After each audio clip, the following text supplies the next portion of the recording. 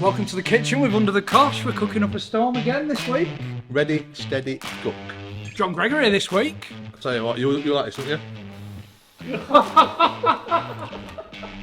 That was only ever going to go one way, wasn't it? Oh, my throat! You wipe me for my glasses. A lot of clubs to mention, isn't there?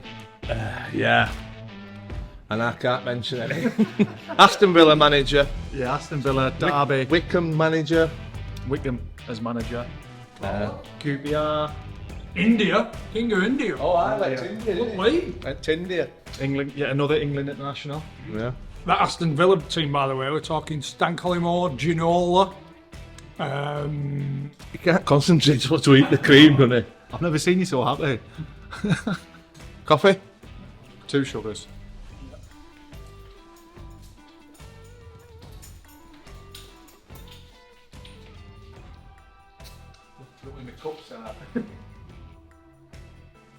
Just to go. You coming in, John? Yeah. Have you ever run a marathon? Yeah,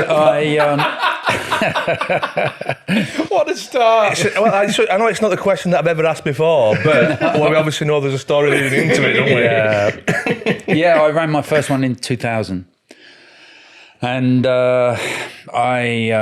unfortunately, I'd lost my mother-in-law with Alzheimer's. And when I saw what it had done to her, she'd been ill for about 10 years. And obviously, I was very touched by it, to be fair. And I kind of wanted to do something about it. And so I decided to run the marathon that year. I can remember the race itself.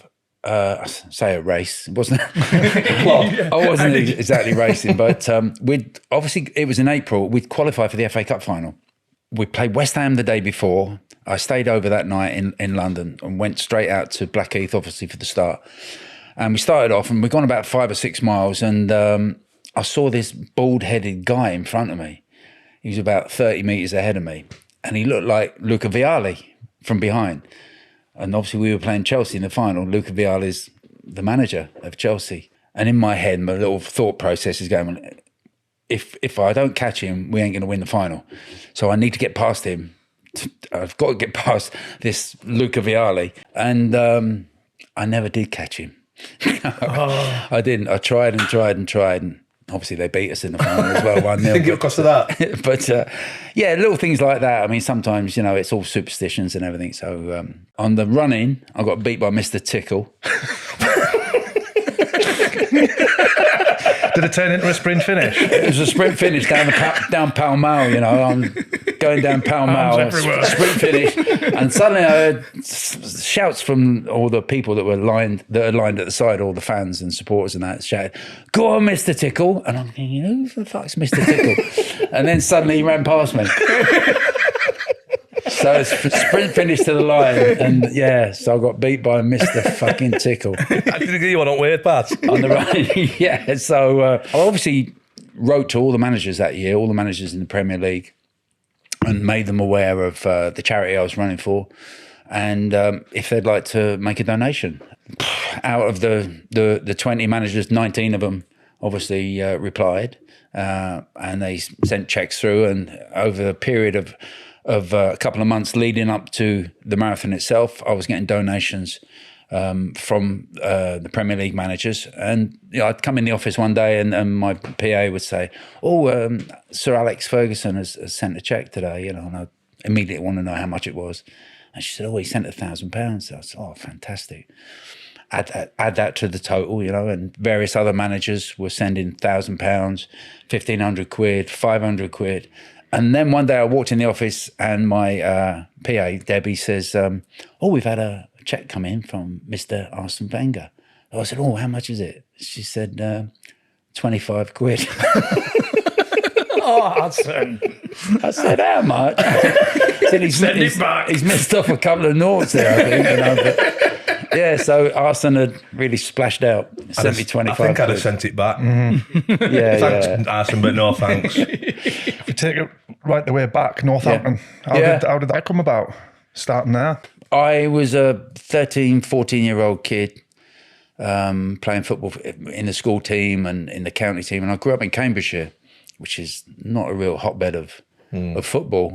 I used to write off letters to clubs asking for trials in those days. You know, have you got any trials? Can I come and hopefully get them to sign me? I wanted to be an apprentice. Northampton was one of the clubs that wrote back to me and said, "Oh yeah, we've got trials in 3 or 4 weeks or whatever." So I ended up going over. They took me and wanted me to sign as an apprentice. And I started in July the 1st, 1970. They'd just been beaten by Man United, 8-2. George Best scored 6. I think he'd been suspended for a month. And he came back, and his first match back was against Northampton in the quarterfinals, I think, of the FA Cup. And I was delighted to be there, you know, and I've just kind of worked my way up, became a professional and played in the first team. Phil Neal was there with me, the Liverpool and England fullback. I read was it when he went to Liverpool that you thought, this is where I want to be, that I need to stick in? And I came in one Monday morning, and by then I was like a first year pro. I came in one Monday morning, and we played Rotherham on the Saturday away. Our goalkeeper got injured and got carried off, and back in those days you didn't have a sub-keeper. And Phil Neal went in goal that day, and Phil at the time was a bit like me. He just played anywhere and everywhere. Wherever he was asked to play, he played striker, midfield, right wing, left wing, right back, he played centre back. Anyway, this particular day he went in goal. Went in on a Monday morning and obviously going about your normal duty, getting ready for training, and couldn't find Phil Neal. I said, anyone seen Phil? Where is he? He's not in, is he, today? What's he up to? And someone said, he's gone to Liverpool. And I've gone, what's he going to Liverpool for? Thinking like, it might, like a relative. Picks him up. Yeah, or a relative. I thought a relative had died or something. That was my first thought. Oh, somebody in the family. They said, no, he's gone to sign for Liverpool. And I said, well, Liverpool, how do they know about Phil Neal? And I was so naive at the time. They said, well, they've been watching him for the last few months. They've been watching him with the intention of maybe taking him if he's good enough. And I think the fact that he played in goal on the Saturday, I later found out the scout was so impressed that he can even play in goal, and he kept a clean sheet. They said, we've got to take this guy. You know. He's gone as a right back / sub-keeper. Yeah. But anyway, he'd gone to Liverpool, and he was going to sign for Liverpool that day. And I suddenly thought, they've obviously been watching us. Why aren't they fucking taking me? You know, that was my first thought. Shit, I never thought like a first division club would come and watch us play. You know, what league were they in? Northampton. In that fourth division, League Two, and so obviously that day he went off and signed for Liverpool, and that really inspired me to think, shit, you know, big clubs are coming to watch us. It's about time I got my act together, otherwise I'm going to be here forever. And that sort of really inspired me, you know, to sort my act out. And I mean, I've always worked hard. I always felt I sort of worked hard on the training ground, but this was an opportunity. Fucking clubs like Liverpool are coming to watch us, you know.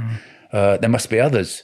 And that was then my intention to try and get away. I started doing extra bits after training, you know, suddenly I used to sort of go off and do stuff behind a bushes or trees or something, you know, do extra running, sit-ups, press-ups, all that kind of stuff. Just anything to try and lift my fitness levels up. Did you feel you had to get behind the trees because people just call you a busy bastard? No, yeah, maybe. Fucking little busy cunt. Straight behind them bushes again. I don't know what he's doing. A lot of grunting. Exactly. Comes back with a sweat on from there. I knew as soon as I mentioned that, you'd pull me up on it, yeah. Did you fix down one position at Northampton? No, that was it. I just played everywhere, wherever the gaffer wanted me to play. And that turned out to benefit me as I went to Villa. You know, I went to Villa and I suddenly played in every position. I wore every shirt at Villa because in those days it was 1 to 11. You were numbered 1 to 11. And I think in the first couple of years, I played in every shirt. I wore every shirt. Was that a little challenge for yourself once you got so far? It was. I had number 8. I'd never worn the number 8, which was Brian Little's shirt. We obviously didn't have our names on the back, but number 8 belonged to Brian Little. That was his number. Yeah. And he wore that every week. And we played Liverpool at home, funnily enough, I was up against Phil Neal. And it was Easter Monday, and I hadn't worn the number 8, and I was playing centre-half alongside Alan Evans. Me and Evo were playing central defenders.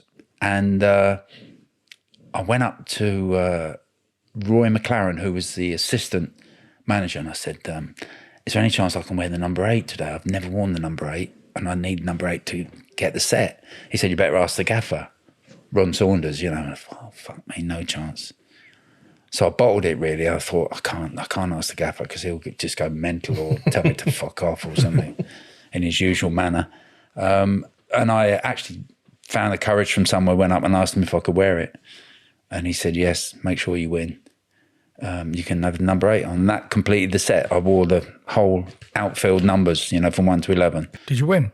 Beat Liverpool 3-1, yeah. And they were, you know, champions. Top They were side. top, always top.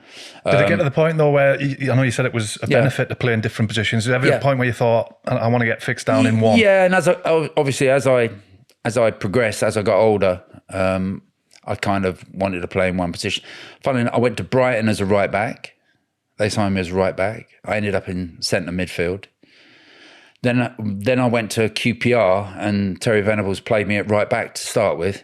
When I first went there, I played first half a dozen games, I think, as a right back, and then he put me back into midfield. So it served me well, and I think I got in the England squad when I was 29. Played in centre midfield. I ended up playing right back against Hungary in one of the European Championship matches. And the fact that I was able to play, I had good versatility, you know. Like a Phil Neville, wasn't it? Phil Neville could play right back, left back, centre mid for England. I think Rooney could have as well. I think Rooney could have. He never had to. Yeah. Because he was in... he was always first choice in his own position. But I always thought that Rooney had the ability. He knew what it meant to be a central defender or to be a right back or to be a left back. And many times in games, he used to chase back in wide positions and win the ball back. But yeah, you're right. Neville was the same. How come you ended up leaving Villa? As a player, Yeah. I wanted £25 increase, wage increase. When you at the end of the season, I think it would be after long time after you guys. But at the end of the season, you used to go and see the manager, and he would negotiate the contract with you. So we didn't have an agent, and it was just you and the manager, and he'd tell you what you were getting next season. Were you half scared of him? Yeah, we all were. We all used to, at the season finished, so on the Monday morning, we'd all have to go to the training ground in a cafeteria, and we'd sit outside the manager's office, and one by one, we had to go in and discuss your contract for next season. And you'd all sit out there saying, what are you going to ask for? Oh, I'm asking for 100 quid. I want 100 quid pay increase, you know. At the time, I was on £150 a week, and I wanted 250. So you'd all sit out there and say, I'm asking for this and I'm asking for that. And one by one, they'd go in, come out and say, what did you get? And they'd say, fucking £5. Because the gaffer would just say, this is what you're getting. And you'd just say, okay, boss. Thanks, boss. And you'd come out, and one by one, they'd come out and they're all just, and I thought, no, I ain't moving.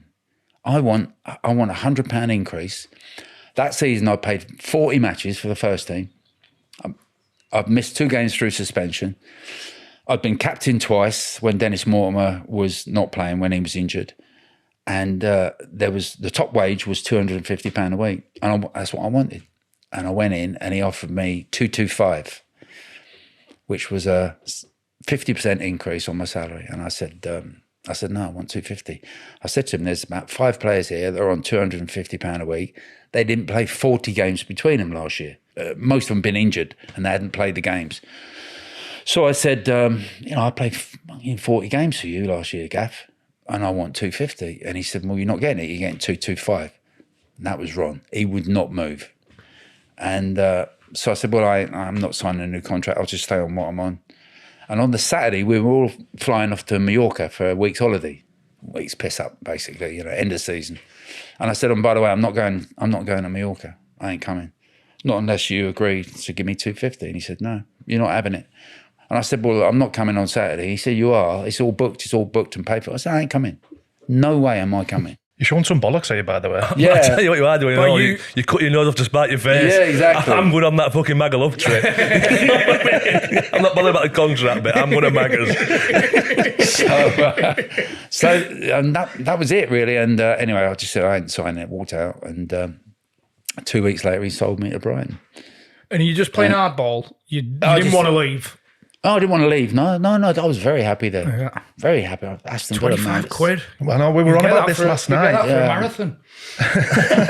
No, I this in comparison to today. Say if me and Johnny were negotiating where we were playing, we were thinking, is it the equivalent of 500 quid a week for us to say that? No, I want that extra 500 quid. You know, in the comparison of money back then. Yeah. Was that big money?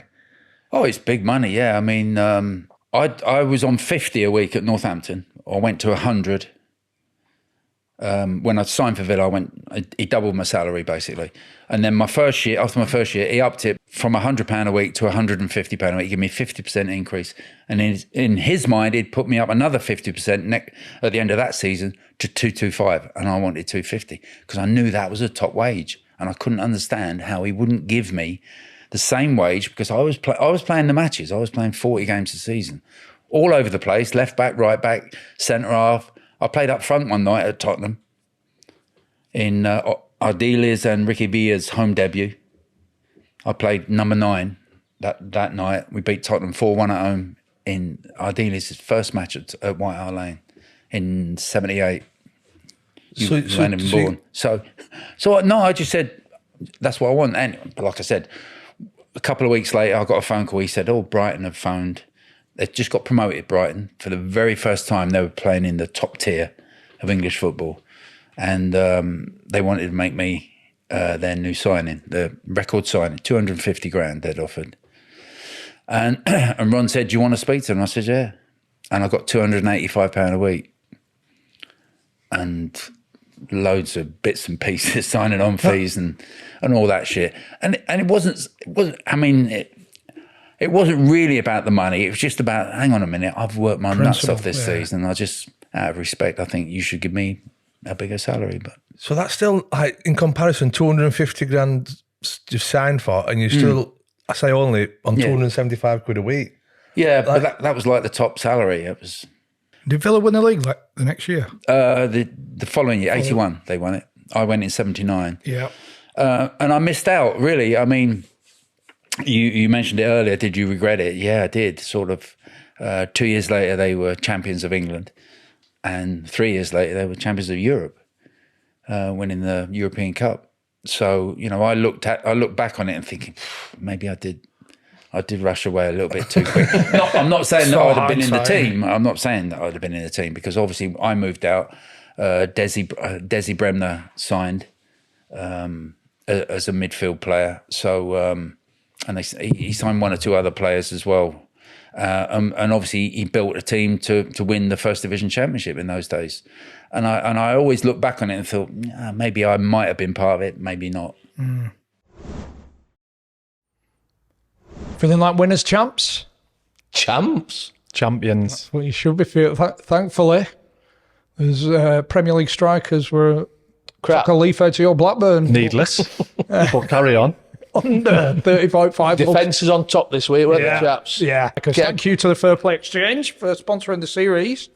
And thank you to everybody who took up the Cosh bets. What have we got this week? Big game this weekend. Man City, Chelsea. And that is a spicy one. Feisty. So what do we think? We're saying there's going to be a red card.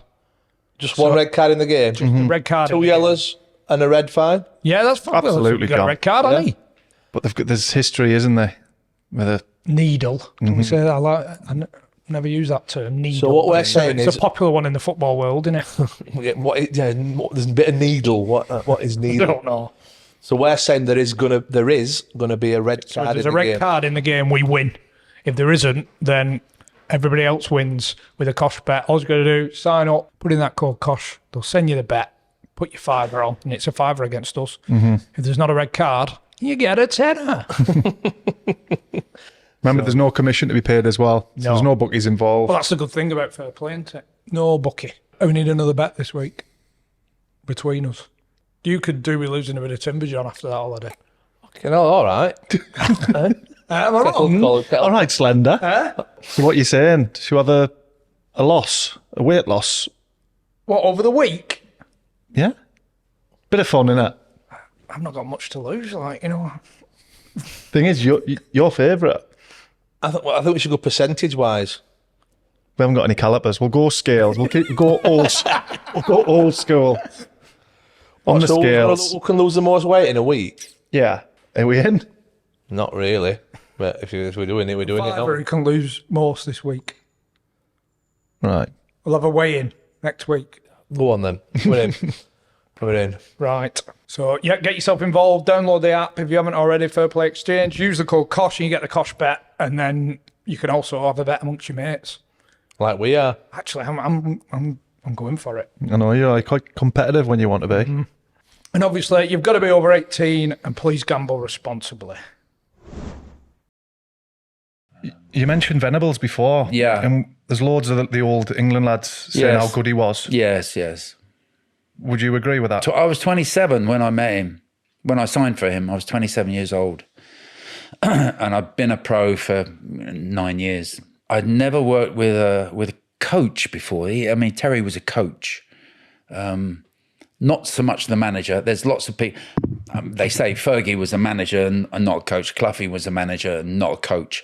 But Venables was a coach. He taught me.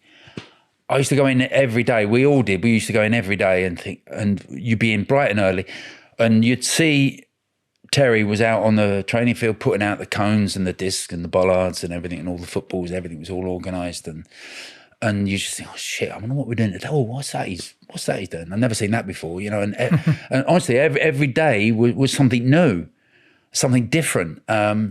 And it was all coaching. It was all to do with the match that was coming up on the Saturday, or just improving you as a footballer. And I was 27, and I remember saying to him one day, "Shit, I wish I'd have known you when I was like 16." I was going to ask that. My God, and you'll hear so many. I remember I was with Neil Ruddock one night, and he was talking about Venables. Best. Neil Ruddock is saying the best coach he's ever worked with. Was he a manager as well? Yeah, obviously he was a manager as well, but Like man manager. I wasn't scared of Terry, but I was scared of Ron Saunders. Yeah. They were different in that. Everybody was scared of Cloughie. Everyone was scared of Fergie, but Terry was could have been more of a disciplinarian. I think. Yeah. I felt at times, but he got away with it with being such an amazing coach. He was a Guardiola in his day. Seriously, he was a Guardiola in his day. He would come up with training routines and just enjoyable coaching routines. Everything was about the football. Everything was about looking after the ball. Everything was about passing. He taught me as a midfield player how to get the ball off the back four, even though you had somebody marking you. He would take you on the training ground and teach you stuff. It sounds basic, doesn't it now? Yeah. But back then. Listen, at the time, training, you'd come out, the assistant manager was standing there with a fag on, and they'd say, right, 4 laps, and you do 4 laps of the pitch, and that was the warm-up. And then you went in 11v11 where you kicked shit out of each other, or you played the reserves, and that was a training session for the day, and you do that the next day and the day after and the day after. There was nothing was very structured back in those days. No. Do you know before you signed for QPR, did you know then that you wanted to be a manager and a coach, or was it meeting Venables? No, meeting Venables. Was That it? was Yeah, where really. the inspiration came from. I remember having a conversation with him one day, and he said to me, he said, "Have you thought about what you're going to do when you finish?" And I said, "No, not really." Usual answer. I think most of us said that. Didn't Get a we? pub. Everybody gets a pub, doesn't they? Get a pub. And he said, "Have you thought about coaching?" I went, "No, not really." He said, "Well, why don't you start thinking about it now?" I said, "What do you mean?" I said, "I'm 27, 28 or whatever I was at the time." And he said, "No, start thinking about it now." So I said, "What do you mean?" And then he'd say, "Well, go on courses or write stuff down and this, that, and the other." So I started writing down training sessions. I'd go home every day, and whatever we did that morning, I'd just write it all down. I'd diagrams and everything. And I've looked back on them over the years, I thought, I'm going to do that this morning. I remember when we did that with Terry back in whenever, and I'd put on that training session and I'd use it myself. Maybe put your own slant on it, change 1 or 2 things in it. But he inspired me, to be a coach. Do you think that he saw something in you as a player? Maybe. That you had something to go on and be a coach and a manager? Maybe. I was a bit mouthy on the pitch, so I was always... So no manager ever said to me, "Why did you do coaching, manager?" Get a pub. Did you improve as a player then in them 2 years at Brighton? Venables was QPR. Yeah. Sorry. I'm looking at your notes. I know. Yeah, sorry. Did you improve as a player? Yours all right, yeah. Under Venables, yeah. Yeah, I went there, I said, when I was 27. And after about a month, he called me in the office one morning. He said, "You'll play for England this year." And I went, "Yeah, fuck off. No chance." And he says, "You'll play for England. Just keep doing what you're doing." And he was about a year out. I was 29 when I finally got called up for England. And that was down to him. It improved me so much as a player, as a footballer. Was it so far off the radar until that point, England? Well, yeah. I mean, thought the fact that I was 29, Yeah. I mean, it was just no chance. Not even likely to be considered, you know. But the fact that I was playing for QPR, we won the championship, the old second division, in '83. We won it by 10 points. I know we had the plastic pitch and that, but we won it by 10 points. The previous year, we got to the FA Cup final under Venables. And our first year back in the Premier League as such, so first year we went to the FA Cup, second year we won the championship by 10 points, and my third season there, and Venables' third full season there, we finished fifth in the Premier League. So we just got promoted and we finished fifth. Never get to mention that. Like, Fifth. Cluffy always And gets to qualified mention for the doing UEFA stuff Cup. like that. Yeah. So Venables. and obviously as a player, you couldn't help but improve. It was down to him. And then we lost him to Barcelona. Barcelona came in the summer of '84. They came in and QPR to took Barca. Terry. He went to Barca. Was you And hoping for a call-up? Sorry? Was you hoping for a phone I call? was fucking sat by that phone. You think if you'd have been 25, 26? Maybe, yes. You might have got... Yeah, maybe, yeah. But I was coming up to 30. But the point I was going to make was he went to Barcelona, who had not won La Liga for 10 years. Yeah. Cruyff had won it 10 years before Venables, and Venables went in his first season, they won La Liga. And it was down to him. He's got to be underrated, hasn't he? In my opinion, he got involved with too many other things, you know, away from football. He just got involved. He had Hazel, remember he used to write stuff for the television series. There was a television series called Hazel, and he was one of the co-writers. Just stick to what you know, Terry. No, exactly. And I'll tell you, He's doing episode 3. They're on third but we season. suddenly stopped seeing him Monday, Tuesday, Wednesday, and he started coming in Thursdays and Fridays. Great, again on the training ground Thursday, but he hadn't been here Monday, Tuesday, Wednesday, you know, and because he was so busy with various other things, Spreading himself too thin. Yeah, and I think he just took his foot off the gas a little bit. But I mean, as you said earlier, you speak to the England boys, they'll tell you just how great he was, you know, with the national team. He played under Bobby Robson Yes. with England. Was there any, Robbie Bobson? Bless him. He used to get I loved. He's brilliant. I mean, it's just pure football. He's just. He used to eat it, drink it. He was there all the time. All he ever talked about was football, you know. And was he a coach like Venables, or was he more of a manager? No, he's more of a manager. And obviously, I was there with Terry Butcher and Russell Osman, who'd been with him for 10 years at Ipswich. And Butch would mimic him, you know, because he knew exactly. He would get in a team meeting. He just knew Butch knew what the manager was going to say. And then he'd shout, Trevor, and then we've got no one here called Trevor. and it would be Terry. He said,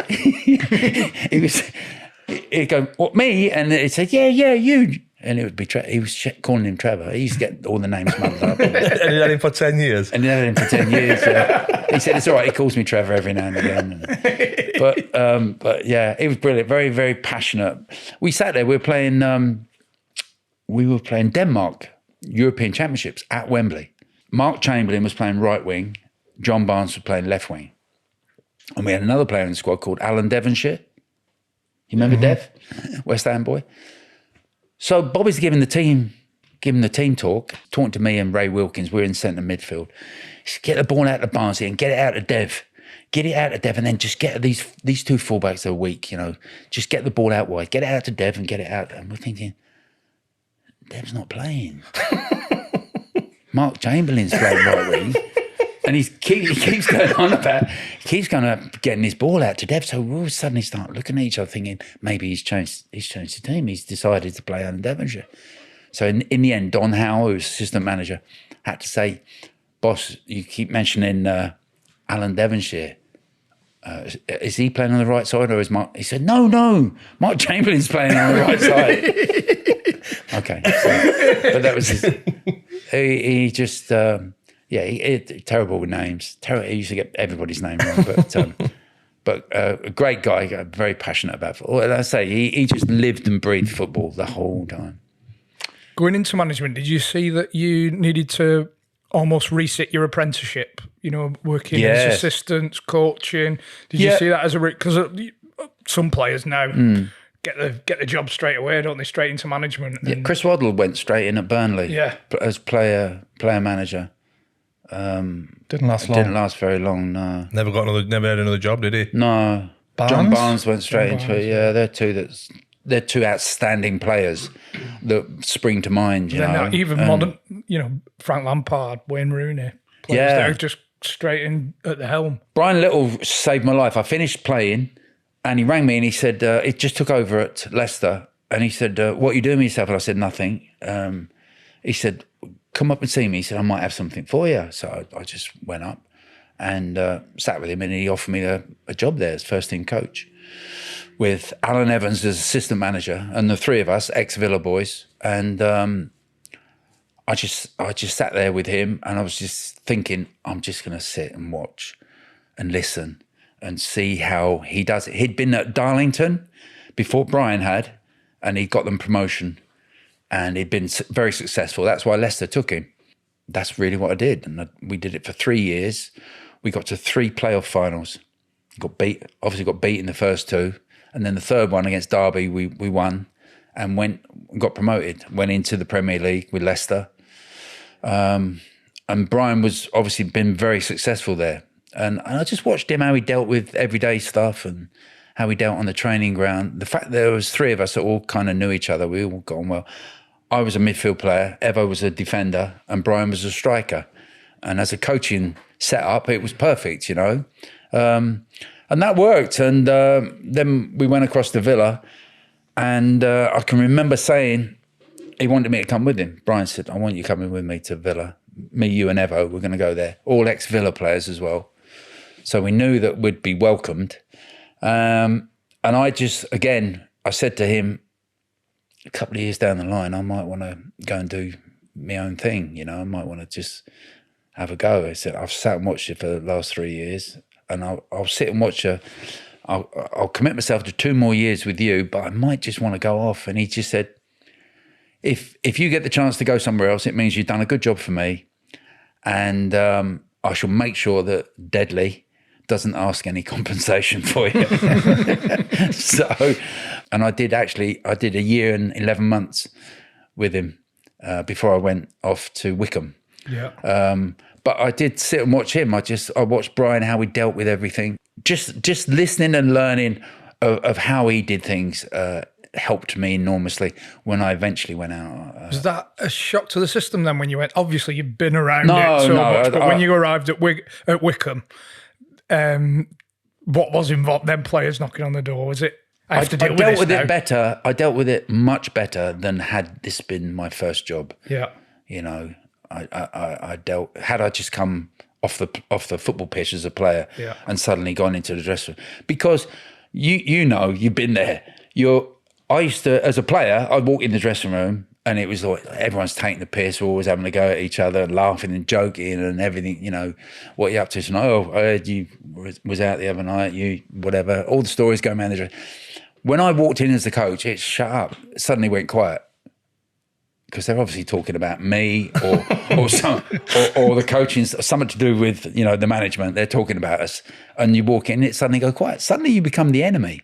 You really do. You are the enemy, certainly to some of the players. And you walk in and it suddenly went quiet. That hit me big time. You are suddenly the enemy. But without any doubt, Brian saved my life, you know, by taking me under his wing. It's a baptism of fire, isn't it? Bottom of the league, bottom of Division 2. Do you know when you got the job? Yeah. What was your first thought that you wanted to do at Wickham? Yeah. What were you thinking?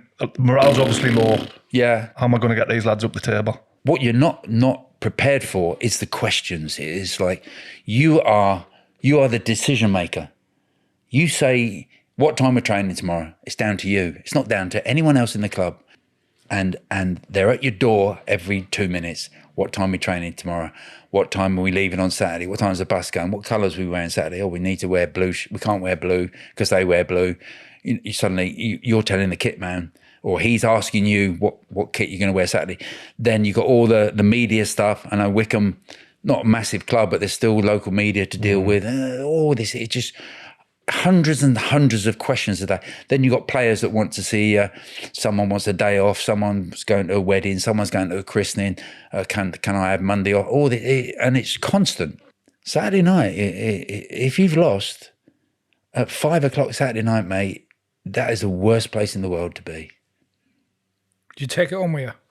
You take it home. You take it to bed. You take Sunday morning. You get up and it's still there. You look at that result from yesterday, it's still fucking there, you know. And obviously when I went into Wickham, they were bottom of the league. And my first match was actually 0-0 at home to Wrexham. We drew 0-0. And then I think we played Crewe the following Saturday and lost 3-0. And suddenly that was a wake-up call for me, you know. I've gone in there, Johnny Big Bollocks, thinking, no problem, you know, we'll be halfway in a few weeks. Suddenly we got 1 point out of 6. And what are you going to do about it, JG? You know, it's down to you now. And it becomes your problem. What you put it down to that you did pick up and got them up the table? Well, slowly, things that we worked on in the team, which I changed. I went into a back three, 2 wing backs, you know, which tactically we changed it a little bit, which was a difficult transformation at first because they'd never done that. They always worked with the back four. You just suddenly change a few bits and pieces. I got a couple of loan signings. I took a kid called Neil Davis from Villa Reserves, striker, and brought him down. And suddenly things changed. We suddenly start getting win. And that thing, as I said, on a Saturday night, when you've lost, worst feeling in the world. Suddenly you get a win Saturday night. It's like the best feeling in the world. Different to when you're a player? Yeah, because as a manager, you kind of feel that it's all down to you. Mm-hmm. And sometimes, even though players always get they get congratulated when you win. It's down at the players. You know, the manager. When you lose, it's the manager's fault. When you win, it's the player's fault. You know, so it's just a completely different feeling. You know, that I felt 10 times worse as a manager than when I was a player. Because when you're a player, you guys have played. You go home Saturday. It's not totally down to you. The defeat. It's down to everybody collectively. Or, you know, what we're pretty good at is shifting the blame. Well, it was him. It was a goal. it was the keeper. It was that stupid free kick. Or it was a manager because he made a substitution at the wrong time and all that shit. So you can always find an excuse. But as a manager, don't look for excuses. It's down to you. You're the one that's going to get the blame, whichever way it goes. You know. Did you make a conscious decision? You played under, obviously, Venables, Ron, Arthur Cox. Which of them managers did you want to take most from? A cross-section of Cox and Venables. What was he like, Cox? Cox was brilliant. A manager. He was a manager. He managed everybody. Weren't really interested in coaching. Didn't really do a lot in coaching-wise. But he'd turn you into a man, you know. And he wouldn't talk to you if you were injured. He'd fucking walk straight past you in the corridor. He would. He'd just fucking totally blank you. You wouldn't have known him. I'm Chris. Arthur. I've been here 2 years. He might just say, he might just mutter under his breath, "You can't fucking help me on Saturday." As he walked past, you can't fucking help me on Saturday. Tell that one when you saw him in the tunnel one time and he said something to you. I was at Leicester as coach, and Derby were in the same division. Coxey was a manager, and obviously in reception at a football club, it's busy as people going in and out, this, that, and the other. And suddenly Derby have pulled up outside, so they've come in and they're going through the reception to go down the dressing room. Coxey's the first one in, and I've seen her, mate, Gaffer, and he went, "If my lot want to win this fucking game, as much as I want to fucking win it, you lot are in for a fucking shocking afternoon. And then carried on walking. I just carried on walking. Never shook my hand, nothing. Completely blanked me. And I'm like, and obviously one of the boys in Gary Micklewhite, who was playing for Derby, he come out 5 minutes later because we were big mates. And he said, Gaffer's walked, after he said that to you, he said he walked in the dressing room and fucking pissed himself. You knew what he was doing. So he said, I just sorted him out. He said, I've just wound him up in reception.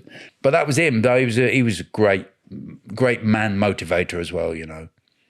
So you take the coach, Terry Venerable's coaching side. And his management side, if you had a combination of those two. Because from a player's perspective, it's not great if if you've got injuries. But in terms of just being focused, 100% focused on that, on the result. He'd see you on the treatment table, and he said, "I bet he'd be fucking fit Saturday if we were in the cup final," and then just walk out. But and he'd leave you with that, you know. He said there was a guy called Bobby Davison, great striker for Derby, and they still sing his name actually at Derby. Again, come in one Monday morning. Arthur walks in. We were at the training ground. We're in sort of the canteen, and he walked in. He saw Bobby Davison. He said, "All right, Bobby." He said, "Yes, Gaffer, thank you." He said, "You weren't fucking Saturday," and just carried on walking and went in his office. I like it. It just leaves it Pull with pins you. out, pull pin out, chuck it in, off you pop. Like, you know, we didn't miss the fact that you were shit Saturday, Bobby. we've not missed that fact, and he's just carried on. Noted. Yeah, it's been noted, and he just letting you know. And it's just those little bits that just, you know, he's watching, he sees everything. Yeah, he's watching everything. He's letting you know that he knows everything about you. Time for a message from one of our favourites, gentlemen. This part of the podcast sponsored by, there it is, Beer 52. You beauty. This morning. You beauty. Do you want to have a butchers in the box? Yeah, let's have a look. What have we got? Those who don't know who Beer 52 are, they're the #1 craft beer club. Subscription. And is it, correct as if I'm wrong, is it Oktoberfest? It was Oktoberfest in October, surprisingly. But if you're looking for some nice beers in for over Christmas, they're doing an Oktoberfest special. Some of the best beers from Oktoberfest at your house for Christmas. Oh, it's the Oktoberfest magazine. So every box, you get the Ferment magazine, don't you? What else have we got in there? These are the ones for you, John. Snacks galore. Perfect. Look at that. Easy Living, Session IPA. We've got a Crew Republic as well. Drunk Sailor, Indian Pale Ale. Just a quick one, Chris. Do we have an offer? Of course we have an offer. All you've got to do is pay £5.95 and you will get 8 craft beers on your doorstep, absolutely free, just by paying that £5.95 postage. And you can, if you don't like them, like, because there's some dark ones, isn't there? Don't like the dark ones, you can go for the lighter option. Yeah, you can just say, I want the light. I'm not into dark stuff. I like the light ones. And they'll only send you the light ones then. So, and if you, for whatever reason, you want to pause or cancel, just get in touch. Call them, pause or cancel at any time. All you got to do is go to www.beer52, that's the word beer and the number 52.com/Cosh. /Cosh. And you'll get those free beers on your doorstep, just a £5.95 postage. 76 games in charge at Wickham. Yeah. Were you surprised when the call from Villa come in? You just never believe. To this day. We played Bristol, we were playing Bristol Rovers on this particular day, and in Bristol, and obviously Wickham as a club, we had to count the pennies all the time. We just travelled down in the afternoon and we stayed in the hotel in Bristol. And we have beans on toast at Uppers 4, you know, if you were lucky. If you were lucky, you might get some butter with it, you know. So we had beans on toast. One of the waitresses, and she come over and said, "Mr. Gregory, there's a call for you." And I said, "A call for me?" She said, "Yeah." And I'm thinking, well, why is anyone calling me here? Don't know what reason. So I went over to the phone, and this female voice at the other end said, "Hello, Johnny."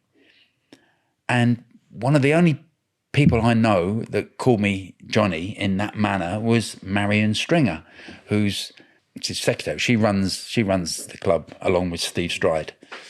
who was a company secretary. So I'm thinking, Mary, what are you calling me for? She said, Stevie's looking for you. Now, she's the only person that ever called Steve Stride Stevie. So I said, Stevie's looking for, why is he looking for me? She said, well, he's outside your hotel. He's trying to find you. And honestly, I have no idea. So I said, well, he's here. Yeah, he's sat outside in his car. I said, okay, I'll pop out and see him. So I put the phone down. Are you aware that Brian Little's resigned? No, I've no idea. No. So I've gone out to the car and I see Stevie Stride, company rover. Everyone in those days had a company rover. And he sat in his car. So I've jumped in the passenger seat and I said, well, what's all this? He said, Brian's walked out. I said, what do you mean? He said, he's walked out today. He's resigned. And I'll never forget, he said, he's dropped us right in the shit. So I said, oh, right. So what are you doing here? I have no idea. I swear to God, I have no idea what he's doing there. And he said, we want you to come back. And I said, what as? And he said, as manager. And I said to him, I'll never forget it, how long for? Thinking again, you want me to come back for 3 or 4 games, win a few games, get away from the relegation zone, and then you can go back to Wickham. I really thought that's what he's thinking. And he said, so I said, well, how long for? And he said, forever. For however long you want. And I went, and then suddenly it hit me. He wants me to come back as the manager of Aston Villa. Fucking hell. Wow. It's like, oh my God. Really, oh my God. It was like, just knocked me over with a feather. Just, what am I going to, I'm under contract here. And I had the best chairman I've ever had in football. A guy called Ivor Beeks, fantastic guy. And I'm thinking, I've got to go and ask his permission, if I can leave. So after the game, I arranged to go and see the chairman and tell him what I knew. And up until then, obviously, it's been kept completely secret. In those days, you could. So now I've got to go and motivate this team to go and beat Bristol Rovers, I'm employed by Wickham. I've got to go and do my job properly. And fuck me, I couldn't stop thinking about it. Fucking Aston Villa. Robson with names. Who's right on the left? Yeah. Julian Joshua on the right. Who's right back, Gaffer? Not my problem. Bosnich in goal. Yeah, exactly. Exactly. And it was like, Gaffer, do you want me to do what you fucking like? It was, and obviously there's a huge part of yourself that says, come on, you got to act professional, do it properly, and try and focus. And we lost 3-1. What was the period of time before you actually, from sitting down in the car to taking the job and it being released to the press? 24 hours. Right. So after the game? After the game, I went into the boardroom, got the chairman out, and he said, well, you're under contract, we don't want you to go. Come and see me in the morning. Let's sleep on it tonight. Come and see me. So I went to see him about 8 o'clock the next morning. And he said, I want £250,000 for you, as compensation. You're under contract and da-da-da. Was that fair enough, that? Was that I was worth about I think my contract was worth about 90k, but he wanted £250,000. And it was Aston Villa. Was a part of you thinking this could cock it up, this? I'm fucking panicking. I'm making sure I'm saying all the right things at the right time. And I'm thinking, Doug Ellis might have changed his fucking mind, Yeah. Last night, he might have gone home and saw that, Wickham lost. Oh, Wickham, he's crap. Yeah. Wickham lost 3-1. What am I thinking? And someone else comes on the radar. Yeah, because I think Rude Hullett was being linked. Might have just been in the press. I don't know. There was... Brian left that night, and on the Wednesday night, there was 10 photographs of 10 prospective managers for Villa. Some were out of work, some were in work. Hullett was one of them, and there was various other. Were you in the 10? No, there was not one. There was not one photograph of me, not even mentioned. But there's these 10 people, all sort of very well known managers, very experienced managers as well, that all kind of suited Villa at the time. And I wonder what price you were with the bookies. Been a good price. I could have got a good few quid £250,000 myself. And I'll pay that myself. Paid Wickham off, yeah. Anyway, we ended up negotiating a deal. Doug offered 100,000. They wanted 250. He ended up giving them 250 and a pre-season friendly. He gave them also that we would come down pre-season, and he wanted all the gate receipts. Wickham wanted all the gate receipts from it, which was a lot of money. Yeah. I think there was about 8,000 people came pre-season, all paying £20 a head or something. So they made good money, and all the burgers and chips and pints, everything else they do. So yeah, and then I signed that day and did a press conference at 5:15 that night. And I didn't know Doug, and his nickname is Deadly. I thought, fuck me. Deadly Doug. If I lose 3 games, I'm out here. You know, if I lose 3 games on the trot, mate, I'll be gone. He was a pussycat, really. Yeah? Yeah, he was a pussycat. When you told your wife, she was like, how the fuck's that happen? Yeah, well, I told her that night. You know, like you often say, I never slept a wink last night. That is the one night in my life I never slept for 1 second. Honestly. I'm going to Aston Villa. I'm going to be the manager. It's Pinching yourself. Fucking hell. Honestly, it was unbelievable. 4 o'clock, I get up. That morning, it's 4 o'clock. I still haven't slept. I've tried and I can't sleep. And I'm going to go for a walk. I need to just fucking go for a walk. My head's spinning. And I'm going to be the manager of Aston Villa. I go out for a walk and I'm walking around my block, around the housing estate, and I'm thinking, what if I suddenly bump into a burglar or something, and he pulls a knife out, and we end up having a fight, and I get stabbed, and I die. I'm never going to be the manager of Aston Villa. I'm going home. I'm going home, really. So I fucking went straight back home. I did, because I thought, if I see somebody and he attacks me or something.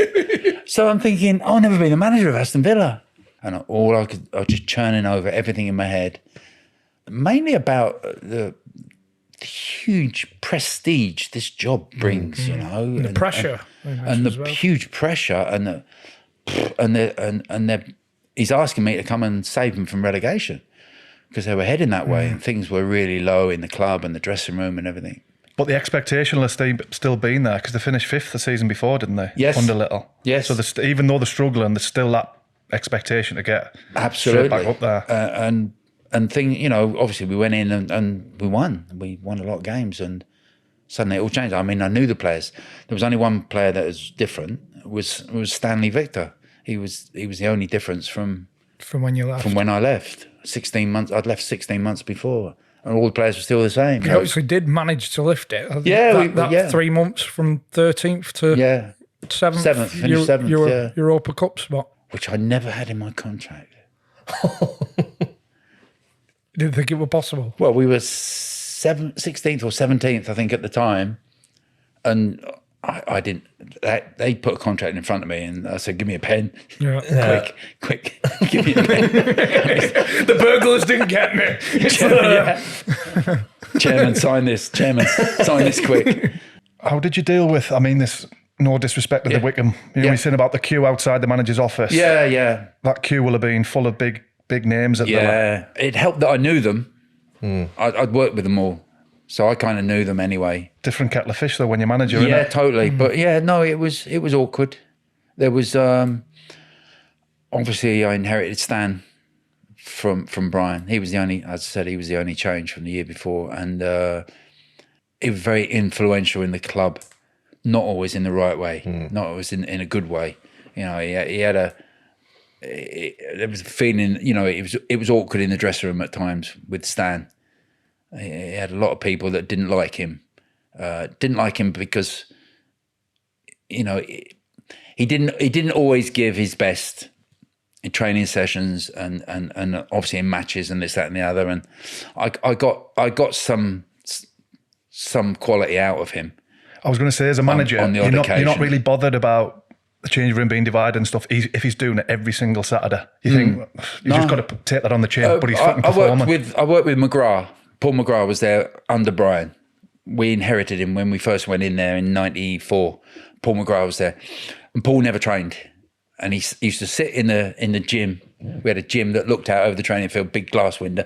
He used to sit there on the immobile bike, you know. He'd just sit there on the bike, pedaling away, not very fast, with a cup of tea, and all the lads would be out in a fucking force 9 gale, you know, at the Belfry, the training ground. He used to come from the Belfry to our training ground at Bodymore Heath, and the wind and the rain, and you know, and it would be freezing cold out there, and we'd be out there training, and Paul would be sat in a nice warm t-shirt, a pair of shorts, cup of tea. Then he'd have a bath and go home, and he'd be like that every day. On the Saturday, he was usually the best player, Paul McGrath. And the lads can probably take that as well. They didn't give a shit if he didn't train, but it's on the Saturday when it mattered. Macca was usually the best player on getting the field. The results, getting the win bonuses. So he could do what he wants. Stan was a different kettle of fish. That wasn't the same. That wasn't the same. Because I remember the Liverpool game. Was Liverpool one of your first games? That's my first game, Liverpool. Yeah, and we he was won 2-1. unplayable. He scored both. No, he scored both that day and won the game. He won the game for us against his old club. Did you think you got a Paul McGrath at this point? On the my first training session, evidently Stan headed a ball. He scored with a header, and one of the coaches come up to me and said, "You've cracked it with Stan." I said, "What do you mean?" He said, "It's the first time he's headed the ball for 6 months." Serious, but he was serious. One of the coaches said, "That's the first time he's headed the fucking ball for 6 months." And I went, shit. Anyway, first game, he was outstanding. He chased fullbacks. He was brilliant. And if he is the most talented player I've ever worked with, the most talented, not the best, but the most talented. Stripped off, he's unbelievable. He's got amazing physique, like 5% body fat. Sprint, he could sprint. Left foot, right foot, in the air. He was colossal. Brilliant. Talented, so much talent. But it never all came together at the same time on a match day when it mattered. We played Atletico Madrid on the Tuesday night away in Madrid, and he never moved an inch. Never moved. He just loitered around the pitch. I took him 5 minutes into the second half, I took him off. And from what he'd been on the Saturdays compared to what he was on the Tuesday night, which is miles apart. They must be the most frustrating players. And I got the Tuesday night performance, I got more of them than I did the Liverpool performance. And just every now and again, it'd suddenly turn it on. You think, oh, he's at it today. But the story I was going to tell you about was dealing with players. We played at Sheffield Wednesday in my first few weeks at the club. We played Sheffield Wednesday away at Hillsborough. Ron was the manager, Ron Atkinson. Before the game, I sat him down in the dressing room. I'm announcing the team. And I've got 4 strikers, of which I'm going to pick 2. I've got Joachim, Yorke, Milosevic and Collymore. 4 very good strikers. I've got to pick 2. So I've picked Joachim and Yorke. I'm playing them 2 up front. Milosevic and Stan are subs. So Yorkie has missed the team talk. He was out putting tickets on or something, and I've announced the team in the dressing room. So no one knows what the team was until I've announced it. Yorkie suddenly comes back into the dressing room. The players now start to get changed. He said, Gaffer. He said, sorry. He said, I was putting tickets on. He said, am I playing? So I said, yeah, you're playing. He said, who am I playing with? So I said, Joachim. He went, yes. Straight away, and that tells you everything. He just went, yes. And we warmed up, in those days, 5 subs. So there were 16 of us as we go out for the warm-up. The physio had marked out the warm-up area over the far side of the pitch. So we go over the far side and got the balls out and that, and we're just warming up. And then we started off the proper warm-up, and I've looked at the numbers. I think there's 2 missing. Milosevic and Collymore are in front of the dugout over the far side of the pitch, near the tunnel, kicking a ball to each other. And I'm thinking, look at those 2 fucking idiots. Because they're not playing. These 2 have never fucking spoke to each other. You know, they weren't mates or anything. They don't even talk to each other ever. Milosevic and Collymore, they're from different worlds. They don't even talk. Now they're best mates because none of them are playing. It is exactly what you're saying. You know, it's exactly what you're saying. You know, how you do it. And I thought, fucking leave them. Bollocks to them. So we joined we've done the warm-up and finished the warm-up, gone in, got ourselves ready for the game. And I know that I'm obviously might have to do something about these two, but at the moment, my team is more important. I've got 3 points to win. Anyway, after 20 minutes, Ian Taylor playing central midfield, great lad, by the way, great lad, great player. He gets an injury.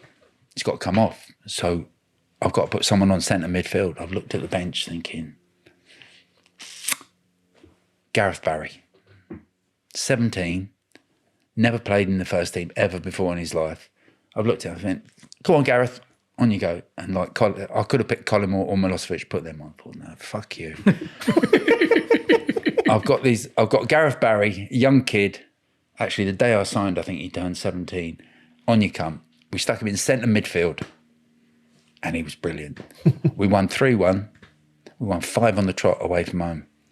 And Gareth had made his debut, played centre midfield. And that was it. We've gone back to it. And I just left Collymore and Milosevic. I should have really maybe called, nah, fuck it. Did you? When was the next time you needed them or used them? I don't know. I don't remember. I think I would have had to use them at some stage, but the victory said more than I could have said. I speak a lot on here about managers having to make a statement, and sometimes it's going for the big characters in the changing room. Yeah. Do you think that was maybe a chance for you to say, call them out on it for the benefit of the rest of the lads, really, and so the rest of the lads go, fuck me, he means business, and make a point of digging them out?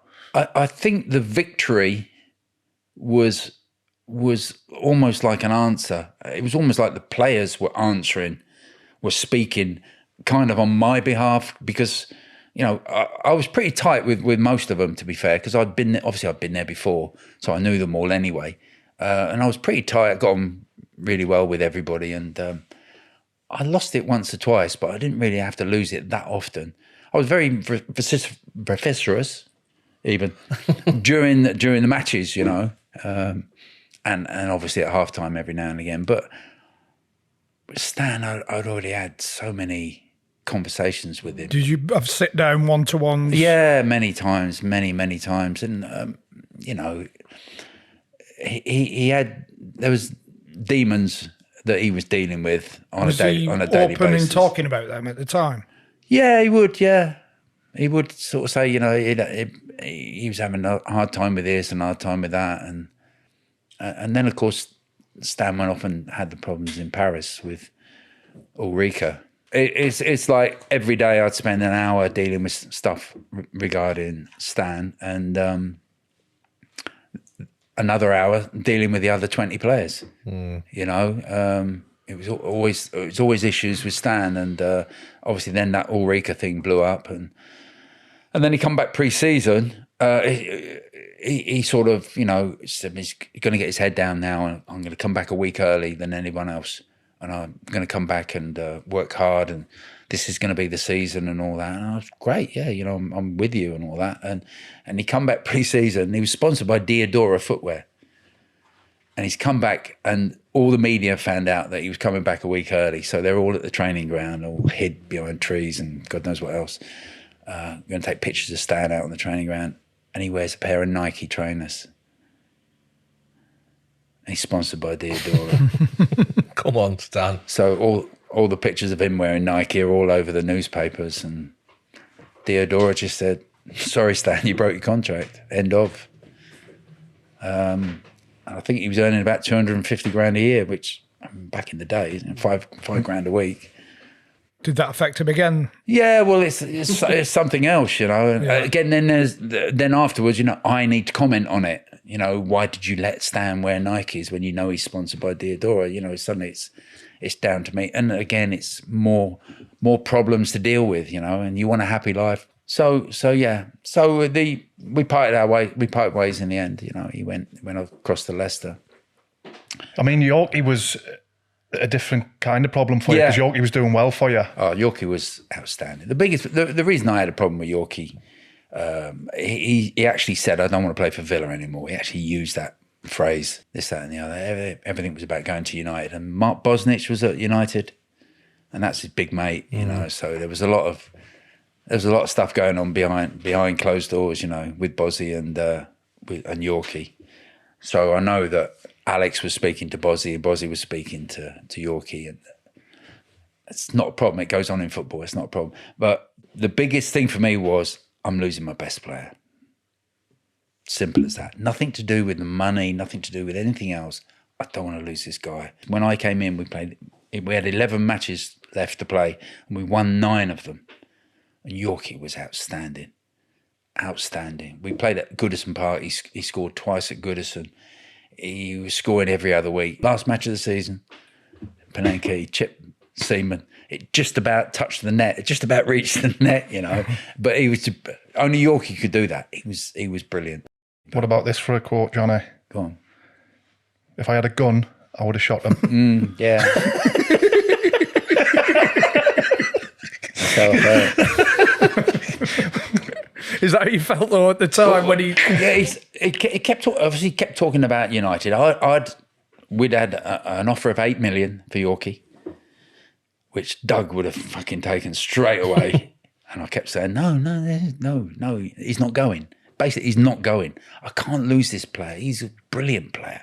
He is my team. Everything we built a team, and we're still building a team around him.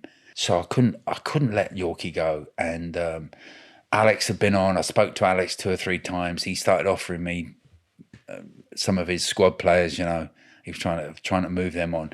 I'll give you this, and this, and you give me Yorkie, and we'll give you 3 million quid or something. You know, I'm not interested. He's not going. I can't lose this guy. He's a great player. He's a great player.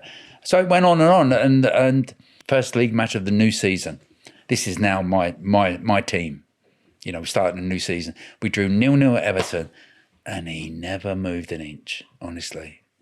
Yorkie, he sulked for 90 minutes. He was a pain in the arse for 90 minutes. Obviously, it's part of his plan. And it was just coming towards the end of August, so the August transfer window would close on the last day of the month of August, and he didn't move an inch. So played Everton on the Saturday, and on the Monday he come into my office, and that's when he said those words to me. I don't want to play for Villa anymore, and I was really insulted because this is my club now, you know. I know you've got your Villa hat on. Can you see it from his point of view? No. I can see it from my point. What about yeah? I was going to say, Yeah. You know, when you had that opportunity to go to Villa from Wickham, Yeah. and you're wandering around the streets, you can't Yeah. sleep. Yeah. Dwight Yorke's there at that point for him. Yeah. His point of view. Yeah. Took him a while to get going at United, didn't it? Yeah, Was but he in the when- treble next year? No, it was that season. It was that season they won the treble. So can you, from his point of view, Yeah, I could, but it's so involved in everything that went on at the club, and this was now my 3rd stint there. You know, I've been there as a player and as a coach, and now the manager, and I was just really insulted that he could say that. I don't want to play. You don't want to play for Aston Villa? Are you crazy? this is on Sky Sports News, you know, if I had a gun, I'd shoot him. If he had a gun, he wouldn't have got there. But that's how I felt. You got 12 million for him. 12.6 million. With that, you signed Dion and Mercer. And Merce, yeah. That must have been a pincher moment in itself, coming from Wickham, and like you said, shoestrings, and then all of a sudden you've got these budgets to play with. The money side of things was a kind of big shock to me, because even as a coach, as the first thing, I didn't really know what they were on. There was I was the coach, first team coach of Villa. We're in the home dressing room. We had a match on the Saturday, so we're in the home dressing room, and the following Saturday we got a free weekend. It's international weekend or whatever. So I'm like first team coach. I'm on £1,000 a week as first team coach, 50 grand a year. Company car, all the bits and pieces, as many Muller yogurts as you fucking want. You know, so I'm sat there and All the flavours. all the flavours, yeah, all the flavours, especially strawberry. I used to have loads of that. I'm in the bath. We had a big jacuzzi bath, full of yogurt. so we're sat there in this big Gareth Southgate, Andy Townsend, and me. So I'm sat in the bath. I'm on £1,000 a week, and I thought I was doing okay. They're obviously earning more than me. much more than me. Andy says to Gareth, what are you up to this week? And he went, I don't know really, not a lot. We're fixed up to go away. What about you? And Andy says, I'm going to Disneyland. And I've gone, you going fucking where? Going Disneyland, what, America? He said, no, Disneyland Paris. I said, oh, right, okay. So what you taking the missus and the kids and that? He says, yeah. So will you fly across then? And he went, no, we're actually getting the Eurostar. We're going across on the train and da-da-da and this, that and the other. And yeah, all this is sorted. And I've gone, fucking hell, we're going to fucking Disneyland, Jesus. And then Andy says to Gareth, what are you doing, Gareth? He said, we're going to New York. I've gone, fucking New York? Fucking New York? And he said, yeah. So Andy said, are you going on Concorde? And he went, no. He said, we tried to book Concorde. He said, but they're full, so we're just going on normal. So business class, obviously. So I've gone, fucking Concorde.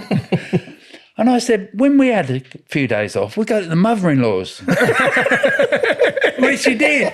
You take the kids to see the mother-in-law. You had a couple of days off and you might get fish and chips or something like that. They're flying up there and suddenly the money thing come to me, you know. At the time, they're earning like $3-4 a week, which was a huge amount of money back in those times. And you could fly to New York and you could travel to Disney World Paris, you know, because of the money that are on. And that was when the money thing starts to kick in and you just realise, you know, footballers today, my God, they're earning staggering amounts of money. Mark Bosnich's last year with us, he signed a 4-year deal, I think. In his last year, he was getting $9,000 a week, which I was still earning £1,000 a week. He was as the first team coach, but he was earning $9,000 a week, which was incredible amount of money at that time when most players were earning $2-3 a week. Bozzy was on $9,000 a week, and it was massive. I can't in many other industries where the workers are getting more than the boss. No, true. That dressing room, it almost separates in two. So you had the boys about town, I'm guessing Hendry, Crouch. I didn't have Crouch. Crouch wasn't there. No. But then you had the other side of it, like Dion, Southgate, yeah, Ian when they Taylor. started coming in, when the likes of Dion came in, obviously, as you said earlier, we used the money from Yorkie with Merson. Merson was the first one in. How was he with you? He was brilliant on a match day. He was fantastic on a match day. Usually the best player. I didn't know the extent of the problems that he was having, you know, off the field. He'd come in, he was in my office every day. He'd always come and see me about something or other. Something weren't right, always moaning about something. Can I have a week on Thursday off because I'm whatever, you know, there's all the, yes,